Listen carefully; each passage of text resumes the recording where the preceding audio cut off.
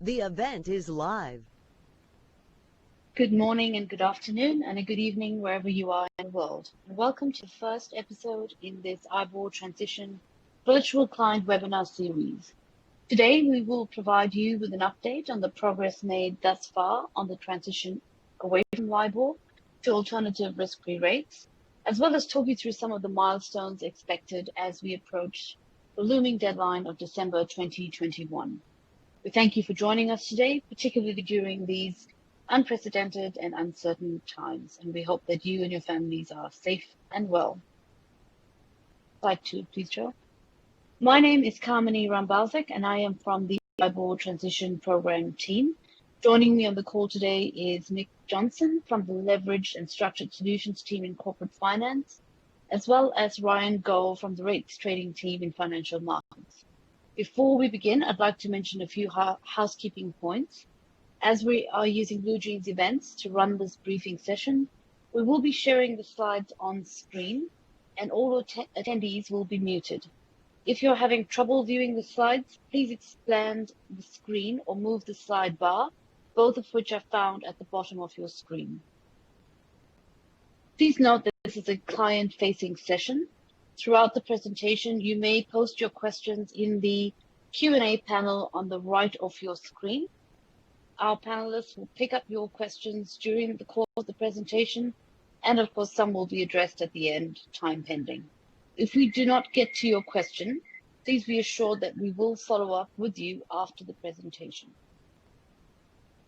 Later this week, we will also be sending you the link to the website where you can access the slides, as well as a recording of today's session. Moving on to slide 2, thanks, Joe.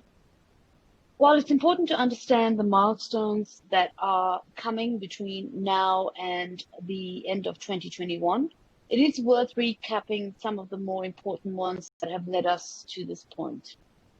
It was in July 2017 that the FCA's Andrew Bailey first announced that they will no longer be compelling panel banks to submit LIBOR after December 2021.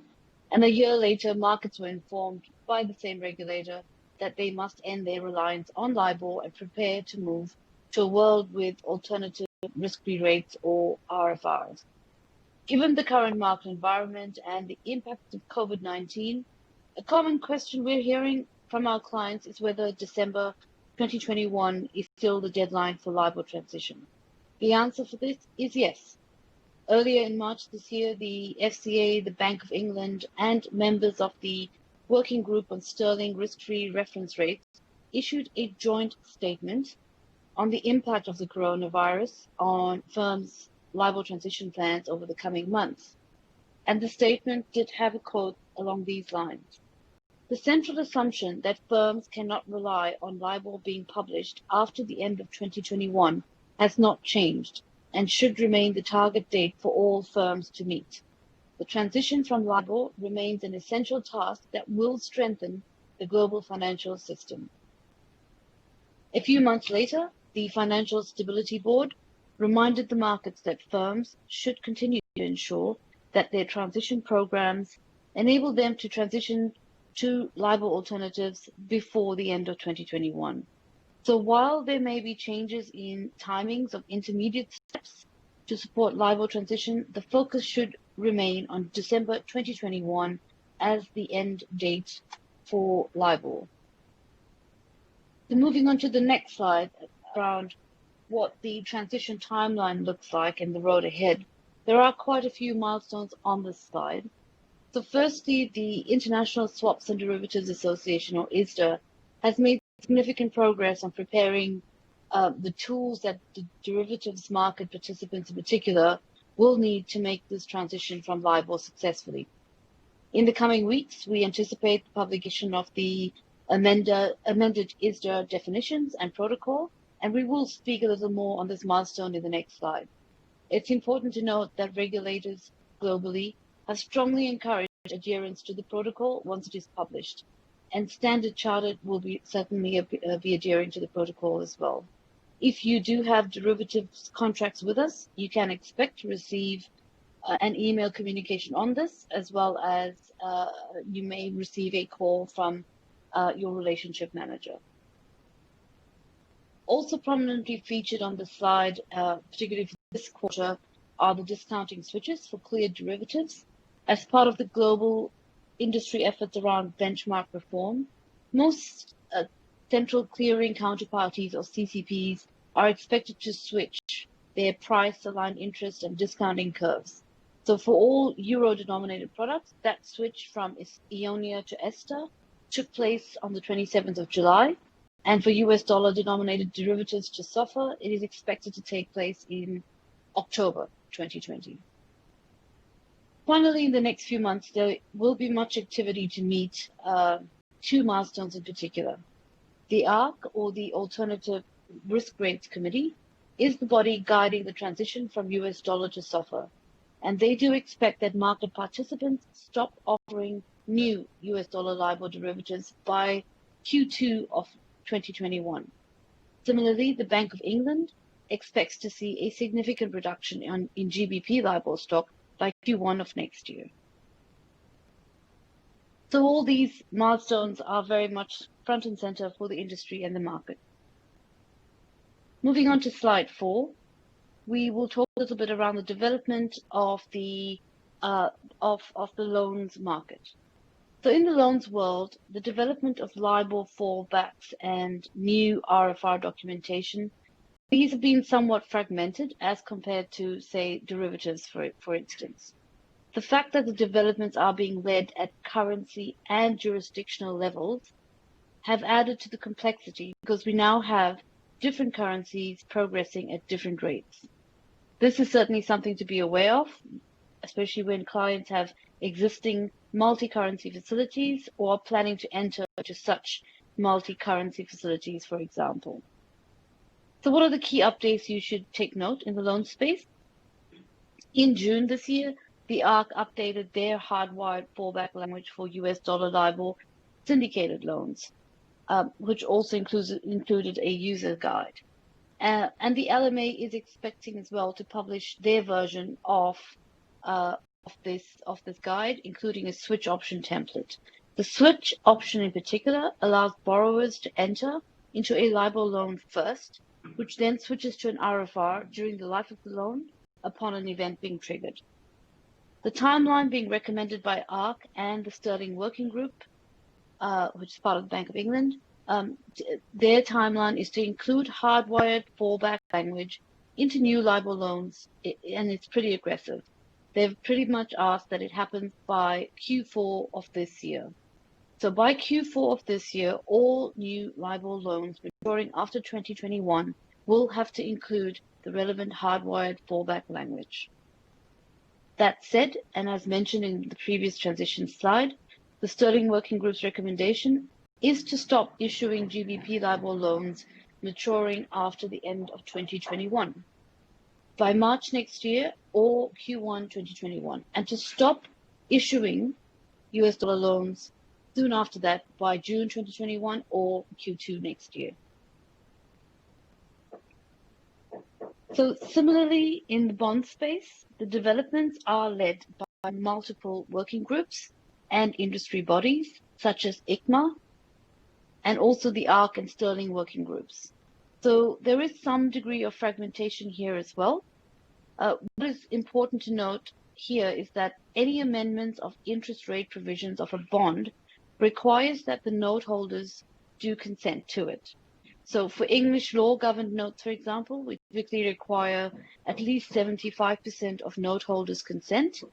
However, for New York law governed notes, it's 100% note holders' consent, which will be really tricky if there are multiple note holders.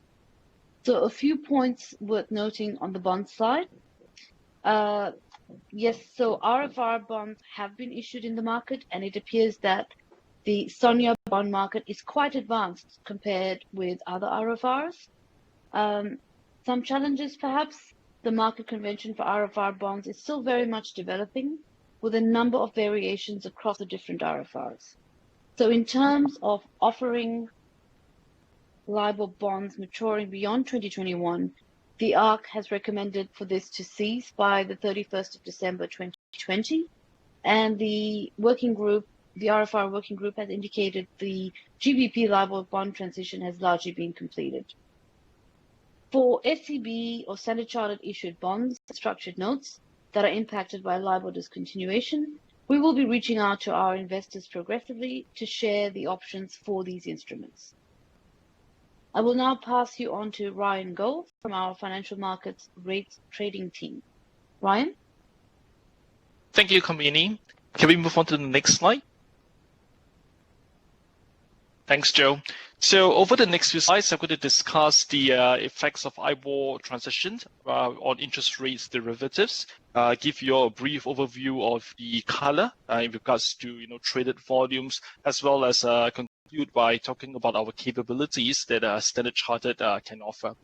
So as we know, LIBOR is poised to be discontinued and it'll be replaced by their respective risk-free rates.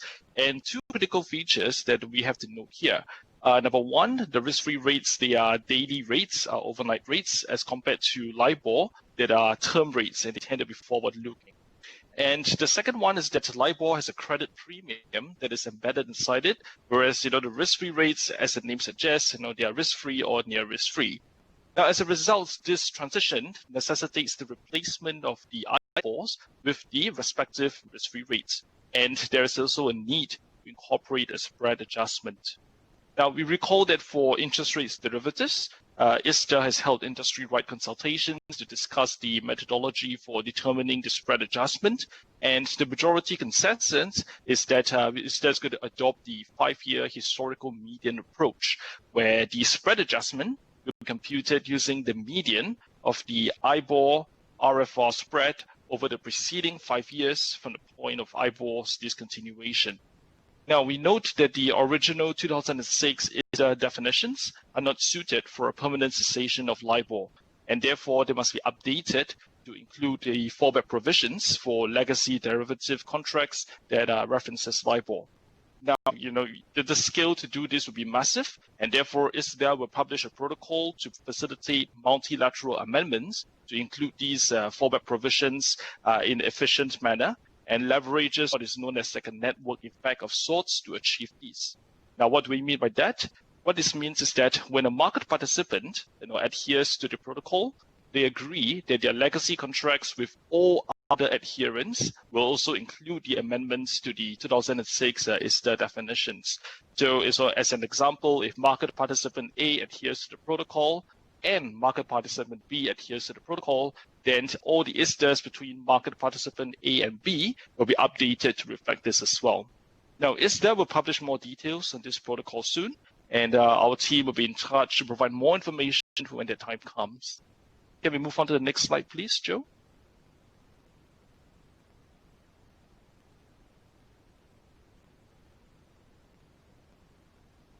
Thank you.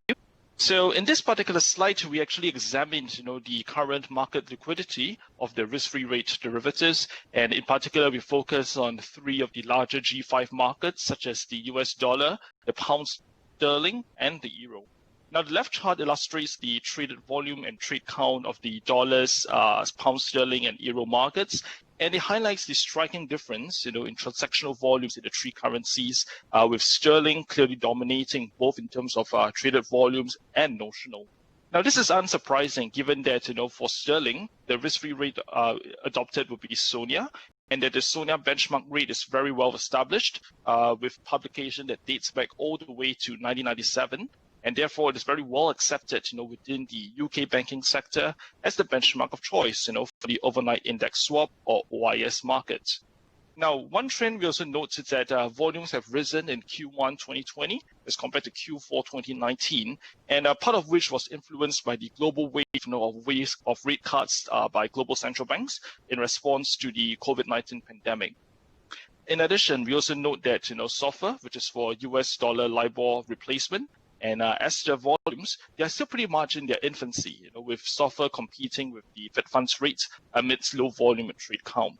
Now, as back of envelope kind of calculation, more than 85% of dollar derivatives are traded against dollar LIBOR, with about 10 to 15% in about effective Fed funds rate, and less than 1% in SOFR. Now, we expect that over the course of the next quarter or so, as clearing houses such as LCH, CME, where they transit their discounting methodology to include the relevant risk-free rates, in this case, SOFR and Ester, for the discounting of derivatives, this may be the catalyst for higher trade activities in the RFR. Finally, on the chart on the right, we have the floating rate note issuances that is illustrated there. With dollar issuance that is dominating there, being the largest market of the G3, and this mostly corresponds to kind of money market funds type of paper. Shall we move on to the next slide? So while waiting for the slide to transit, I'd like to conclude actually by discussing our capabilities and what we can actually offer, as a bank. Now, Standard Chartered is fully set up to trade all the relevant risk-free rate derivatives with various tenor limits depending on the liquidity condition. So, for instance, we have up to 30 years for dollar-denominated derivatives, for sterling and euro as well, as opposed to, say, 10 years, for the less liquid SARON market. Now, as the broader adoption of risk-free rate derivatives picks up, we expect liquidity conditions to improve, and therefore, the tenor limits to be adjusted accordingly. Now, one thing we also wish to highlight is that although the LIBOR transition is typically perceived as a G10 sort of implementation, it would also necessarily have an impact in a lot of our EM, frontier, and footprint markets. So, for instance, in Singapore, the swap offered rate contains explicit dependence to the US dollar LIBOR because it is one of the parameters that is used in the computation of the daily SOR fixing. And therefore, if US dollar LIBOR is discontinued, SOR will be indubitably affected by the transition as well. So the SORA benchmark is the risk-free rate equivalent for the Singapore market. And we also expect, more color to develop from the other EM markets with regards to their risk-free rate of choice. Thank you very much. And I'll now pass my time on to Nick, who would explain risk-free rates in loans.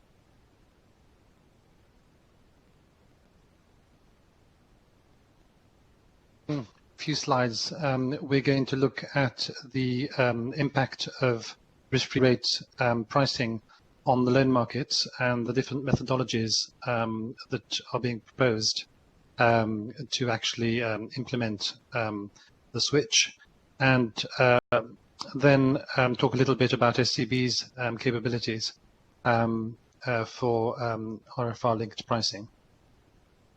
Now, as the previous speaker said, essentially, when we're moving from LIBOR-based pricing to RFR-based pricing, we're moving from a situation where we have term rates set in advance to a situation where we have overnight rates, which are set during the lifetime of the interest period. So that has a number of implications. The first implication is the rate calculation. So obviously on a daily rate, you get interest accruing every single day, but it's not paid every single day. So essentially what that means is that there has to be some kind of compounding element, which actually takes into account the value of time for the interest accrued daily.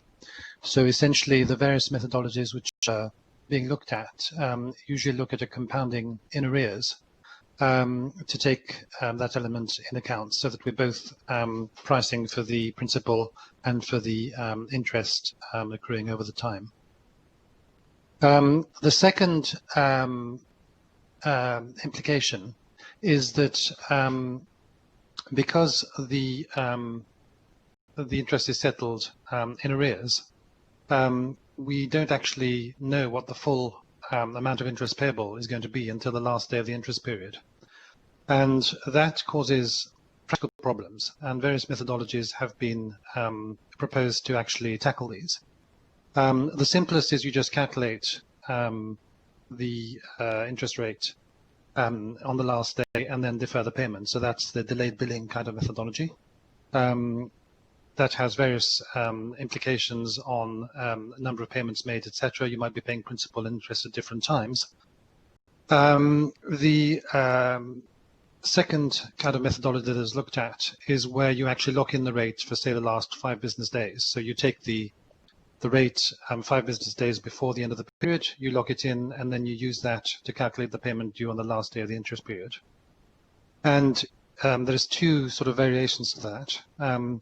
Either you just live with that rate and just live with the fact that there's no correction at the end of it, so that's a lockout with no true up, or you have an adjustment mechanism whereby sometime after the end of the interest period, you look at the difference between the actual rates and the locked-in rate, and you have a compensating payment one way or the other. Again, not ideal from the admin point of view. Finally, the other methods being looked at is the lag with the look-back methodology, where essentially you look backwards on every single day of the interest period, say by 5 business days, so that essentially you always know what the rate's going to be used 5 business days before the end of the interest period, and therefore you know what the amount payable is going to be. So just to illustrate that with a concrete example, if we move to the next slide, we've actually got an example. Next slide, please.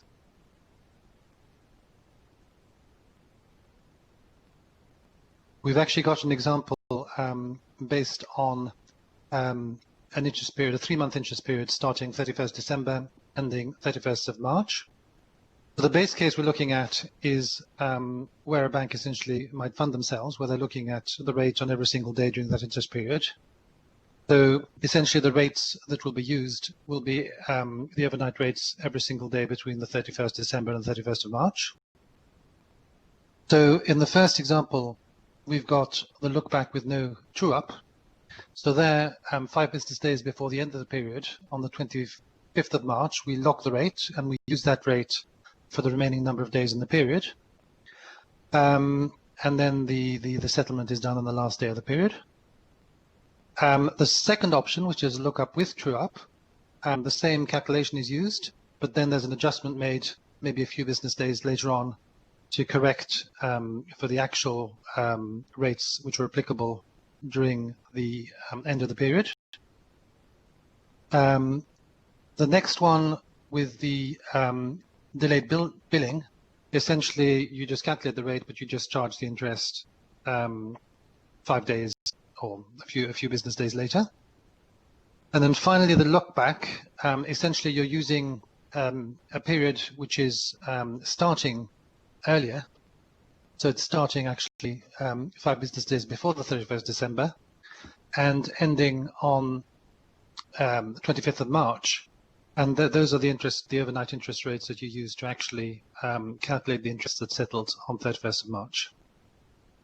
So those are the various methods that have been considered in the market. I think it's fair to say that the look-back methodology seems to be certainly where the AARC is heading for the moment, and also where the LMA is likely to end up. But I think that we'll only know for sure where the market actually settles in the next few months when a larger volume of transactions are done. So moving to the next slide, I just want to talk a little bit about SCB's capability. So basically, we've developed RFR lending capabilities, and we're trying to continue to enhance and expand the product suite that we can make available to clients. Today, we can look at bilateral or syndicated loans where SC is not the agent bank. So that's for US dollar loans referring to SOFR,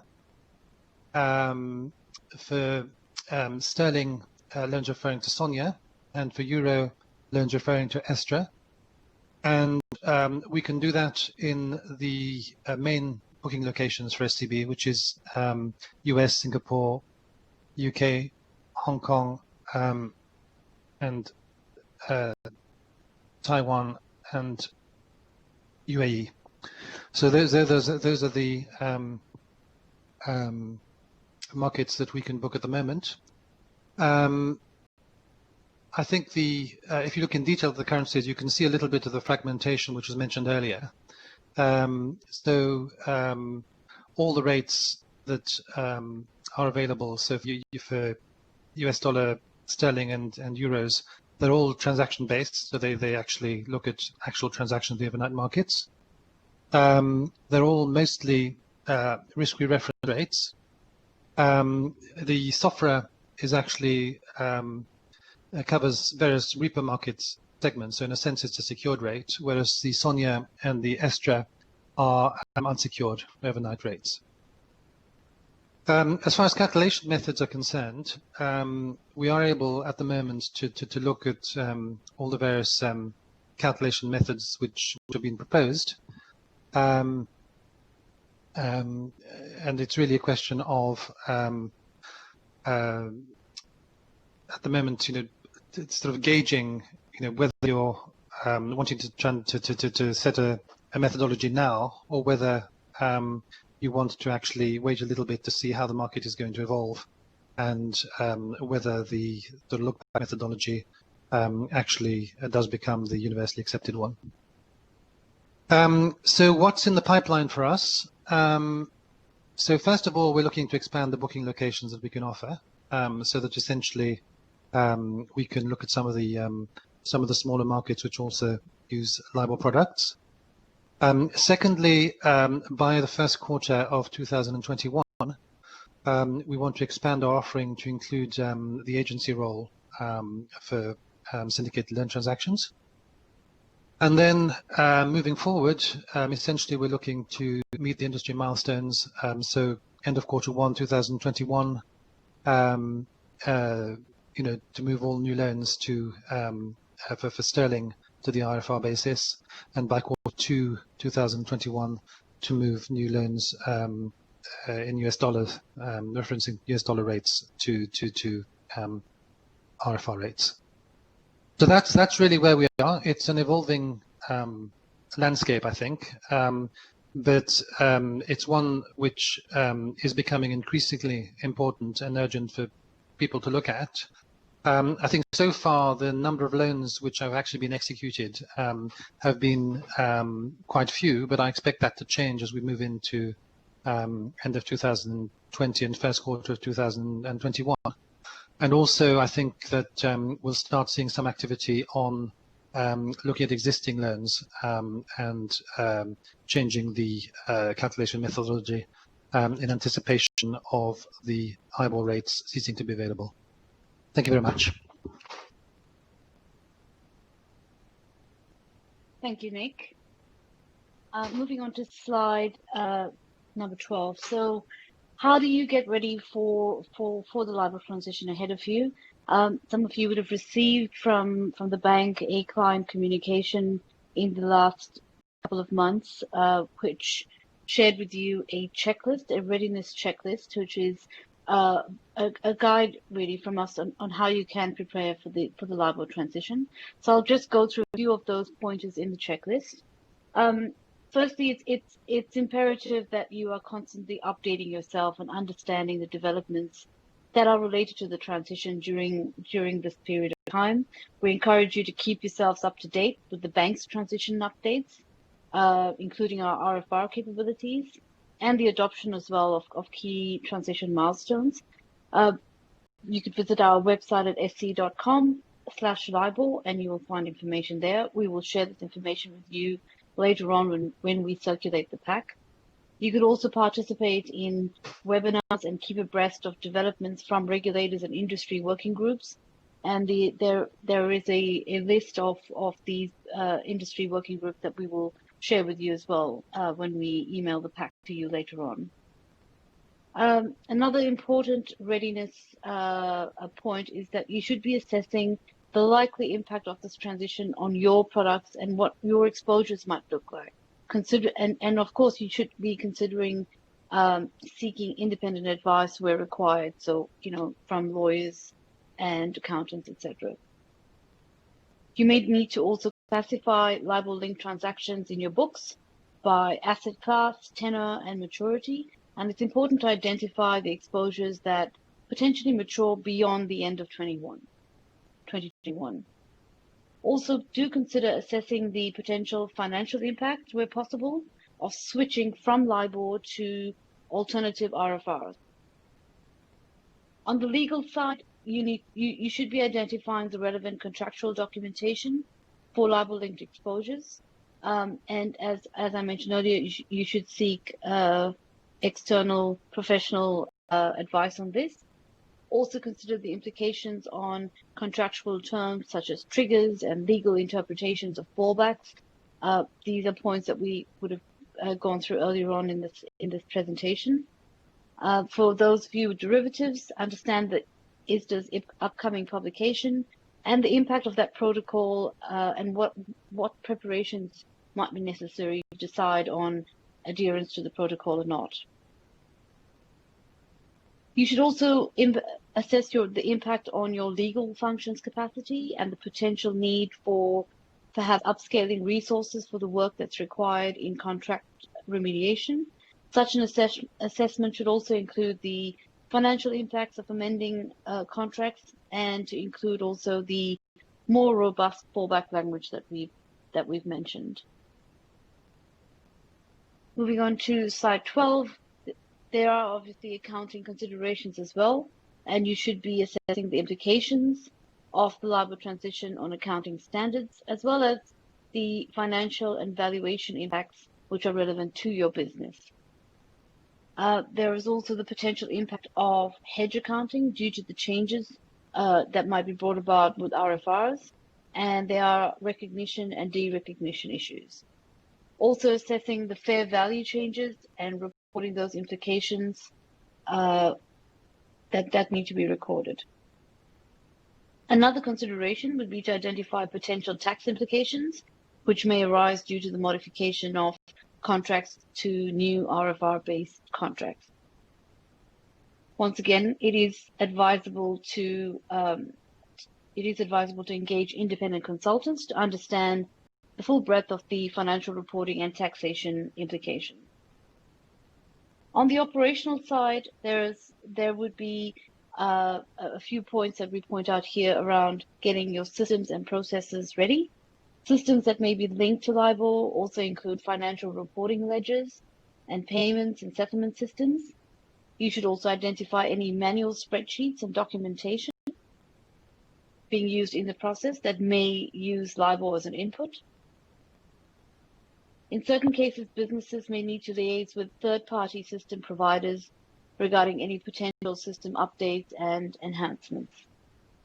On the documentation side, you should consider identifying bespoke LIBOR contracts which could prove difficult to transition or perhaps modify existing contractual terms.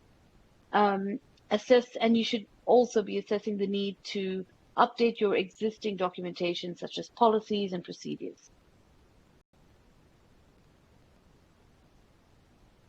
Moving on to the next slide, there are also risk and treasury impacts that should be considered.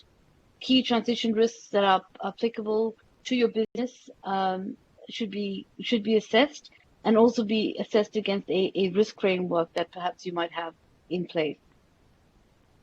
There should be also processes established to measure, monitor, mitigate, and the applicable risks identified, and that should be monitored on an ongoing basis.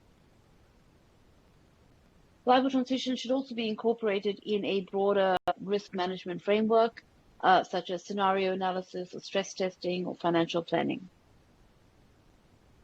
On transferring to RFR products, you should be considering the suitability of the bank's RFR suite for your requirements and your needs, and also explore transacting in test trades to assess whether the systems and processes are able to handle the new RFR products.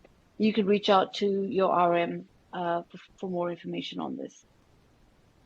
Lastly, communicating with the impacted parties during all aspects of this transition is key to managing this impact. Constantly reviewing, refining your transition plans as you engage with counterparties, and monitoring these changes as the regulatory and industry timelines develop. Now, that brings us to the end of this presentation. Moving on to the last slide, which is slide number 15, we do present a few resources that we suggest. Most of these are on our sc.com external website, but as I mentioned, we will provide these slides to you so you'll have easy access to it. We'll now move on to the Q&A session and take some of the questions that have come in.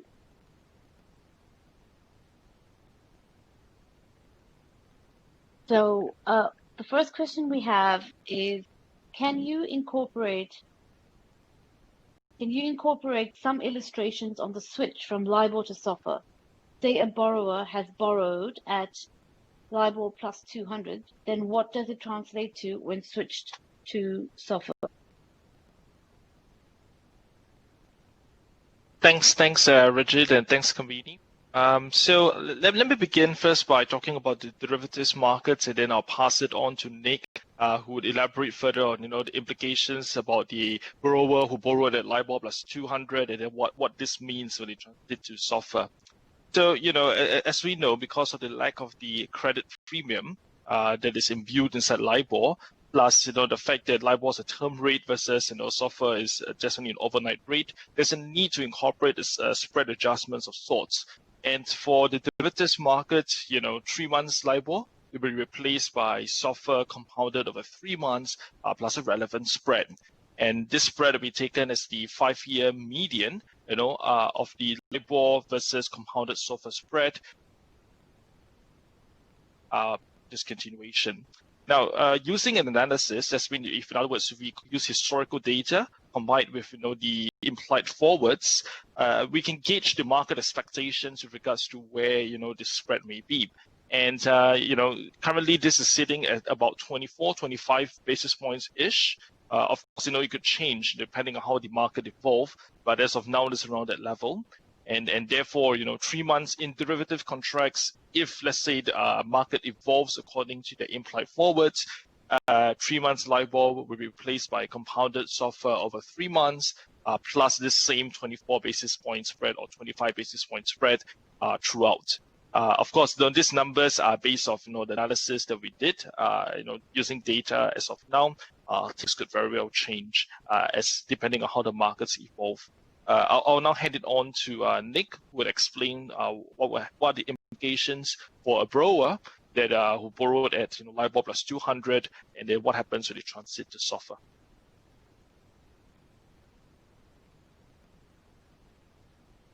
Similar. Essentially, as a lender, we'll actually need to swap out of our a LIBOR exposure into an RFR exposure, and for various different maturities, there will be a price in the market. In fact, I think Bloomberg's have actually started even publishing some rates on this. It might obviously we can only give illustrative pricing at the moment. Nothing, the markets will change from time to time.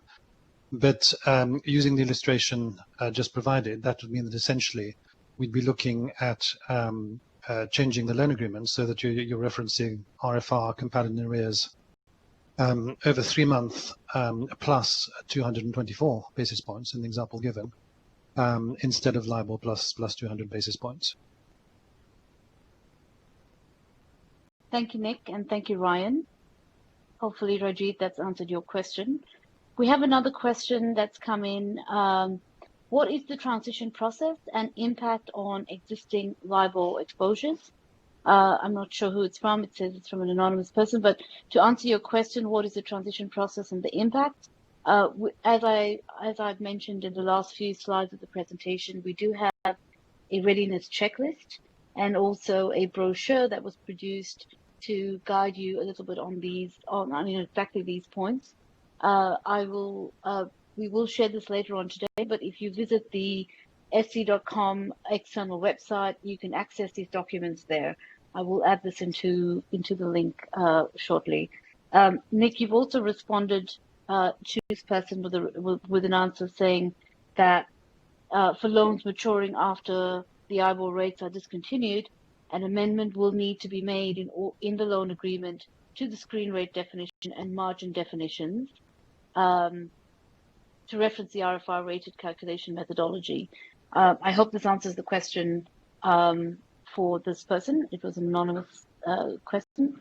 Another question that we had is, can you elaborate about on the mechanism that will apply for market disruption, which is relying on the premise that LIBOR is a proxy for a bank's cost of funds, which cannot be considered for SOFR. Nick, you have responded in here, but I just wanted to check if you wanted to add anything else. I might just read out Nick's answer, which says RFR rates should be more robust than IBOR. However, there will still need to be some market disruption wording in loan agreements as a fallback if this doesn't affect the bank's funding costs. Nick, is there anything else you wanted to add to this response you've added in here? Not really. I think it's more a question of if obviously the LIBOR includes a credit spread for banks, which SOFR doesn't, but nevertheless, if the markets completely dry up and banks can't find funding at all, then some kind of market disruption mechanism probably will still need to be in the loan agreements. Thanks, Nick. We did have another question from someone. Does the bank have a proposed RFR to use across its contracts? And how has this been determined?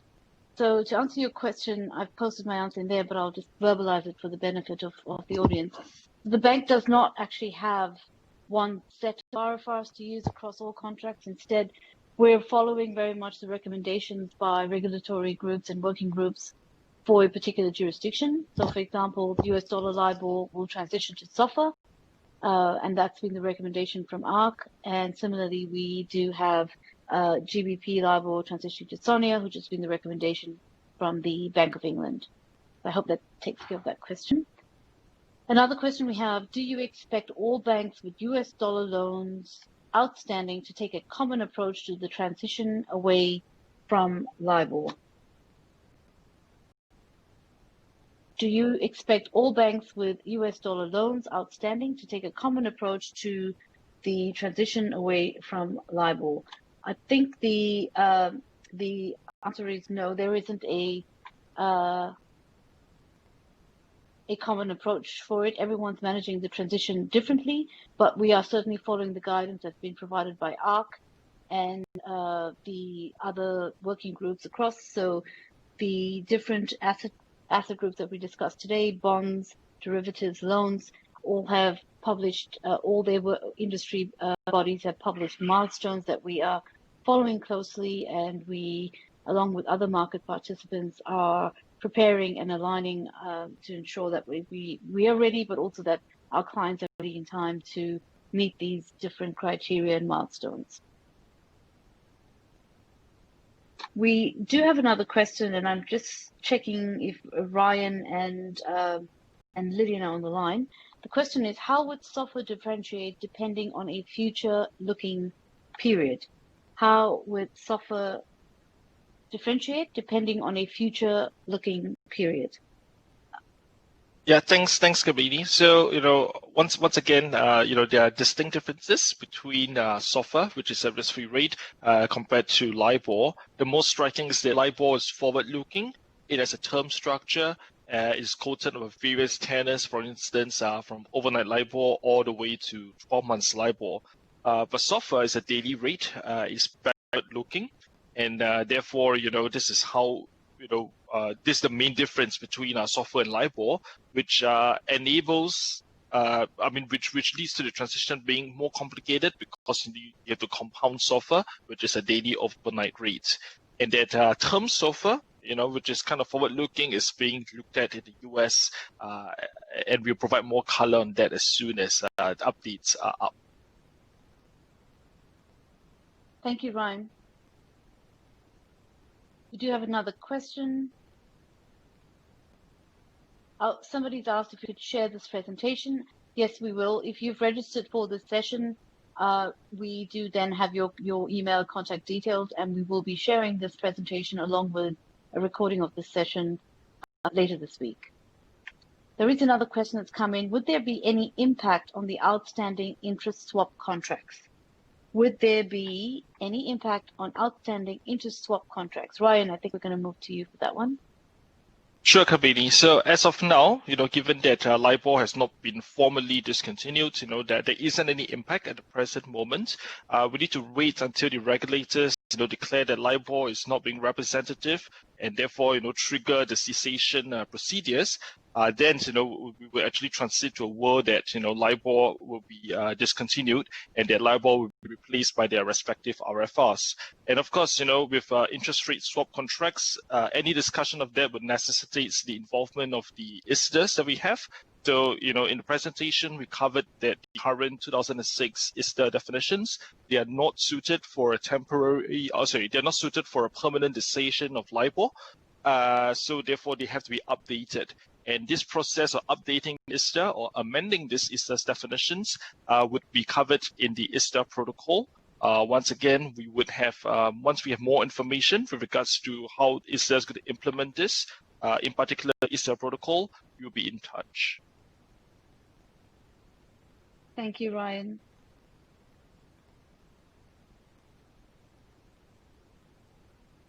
So we don't seem to have any more questions on the Q&A panel. As I mentioned, if you do have questions, you can post them in there.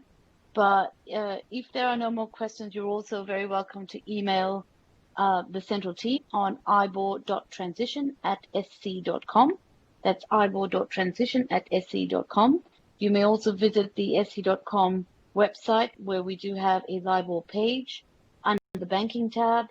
And here we do regularly update with new information. So please bookmark the page so that you can keep up to date with what content is coming up there. We will be running more of these client webinars in the coming months. So again, bookmark the page so that you're kept up to date and you know what's coming up. Of course, we will be emailing you as well, just to make sure you've got the information to join a particular session.